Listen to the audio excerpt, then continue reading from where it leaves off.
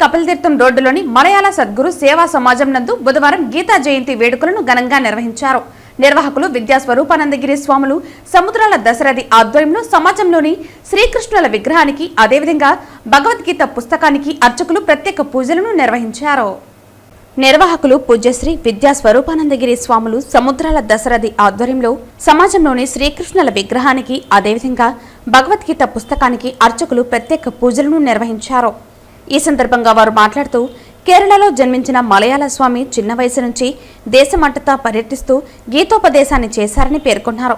ఈ క్రమంలో ఆయన తిరుమలకు వచ్చి గోగర్భం సమీపంలో దాదాపు 15 ఏళ్ల పాటు ఆయన తపస్సు ఆచరించి శ్రీకృష్ణుని ప్రబోధించిన గీతాసారాన్ని లోకానికి ప్రబోధించాలని గుర్తు చేశారు. ఆయన శిష్యులు ఆనాటి నుంచి మార్గశిర మాసం శుద్ధ ఏకాదశి రోజున గీతా జయంతిగా జరుపుకుంటూ భగవద్గీత ప్రాముఖ్యతను ప్రజలకు వివరిస్తున్నారని తెలియజేశారు. మానవుడు సంపూర్ణ జ్ఞానం పొందాలన్నా భవసాగరాన్ని దాటాలన్నా భగవద్గీతను సంపూర్ణంగా అనుసరించాలని చెప్పారు. ఈ కార్యక్రమంలో కొట్టే సుబ్రహ్మణ్యం రెడ్డి, గుండాల గోపీనాథ్, సిద్ధారెడ్డి, తొండమనటి సుబ్రహ్మణ్యం రెడ్డి పలువురు ప్రముఖులు పాల్గొన్నారు. భారతదేశంలో అత్యంత అందమైన రాష్ట్రం కేరళ రాష్ట్రం. కేరళ రాష్ట్రంలో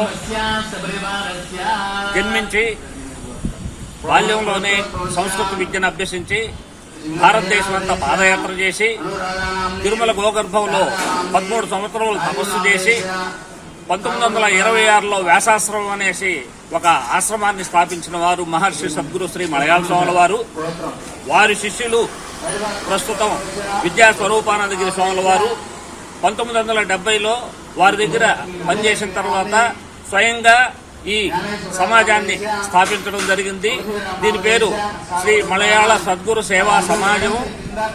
ఆనాడు 1970లో గీతా జయంతి నాడు ఈ కార్యక్రమం, ఈ సమాజం ప్రారంభమైంది. ఆనాటి నుంచి ఈనాటి వరకు నిరంతరాయంగా దిగ్విజయంగా అద్భుతంగా గీతా జయంతి కార్యక్రమాలు అనేక మంది సాధువుల చేత, పీఠాధిపతుల చేత ప్రవచనాలు చెప్పిస్తూ హాయిగా జరిగిపోతూ ఉంది. ఈనాడు మార్గశిర శుద్ధ ఏకాదశి, ఆనాడు గీతా జయంతి పుట్టినరోజు మార్గశిర శుద్ధ ఏకాదశి. ఆనాటి నుంచి ఈనాటి వరకు అదేవిధంగా దిగ్విజయంగా జరుగుతూ ఉంది. కృష్ణ పరమాత్ముడు కూడా మాసానాం మార్గశీర్షోహం అనేసి అన్నారు. అంటే ఈ మార్గశీర్ష మాసాన్ని నేనే అని చెప్పి చెప్తున్నారు.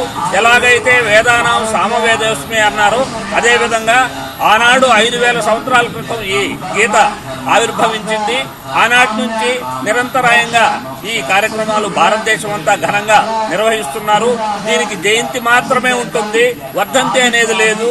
యావస్తాశ్చంతికరయ సరితశ్చ మహీతలే తావత్ రామాయణ కథ లోకేషు ప్రచరిష్యతి అనే విధంగా ఈ నదులు, కొండలు, గుట్టలు, ఈ ప్రకృతి ఉన్నంత కాలము ఎలాగైతే రామాయణం ఉంటుందని చెప్పి రామాయణంలోనే చెప్పబడిందో, అదేవిధంగా భారతంలో ఇతిహాస్తి తదన్యత్ర నైహాస్తి తతత్కొచ్చిత్తు అనేసి భారతంలో భారతాన్ని గురించే చెప్పబడింది.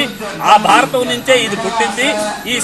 ఈ శాస్త్రాన్ని చదివితే ఇతర శాస్త్రాలతో పని లేదన్నారు. మానసిక ప్రశాంతిని కావాలన్నా, ఆధ్యాత్మిక జ్ఞానం పెంపొందించుకోవాలన్నా, ఈ భవసాగరాన్ని దాటాలన్నా గీతను మనం పఠించాలి, ఆ విధంగా తరించాలి. అందుకే ఈ గీతా జయంతి కార్యక్రమాలు నిర్విఘ్నంగా ప్రతి సంస్థ జరుపుకుంటున్నది. అంతకంటే ప్రత్యేకంగా మన ఈ సంస్థ ఈ కార్యక్రమం జరుపుకుంటున్నది. ఓం నమో వెంకటేశ్వర.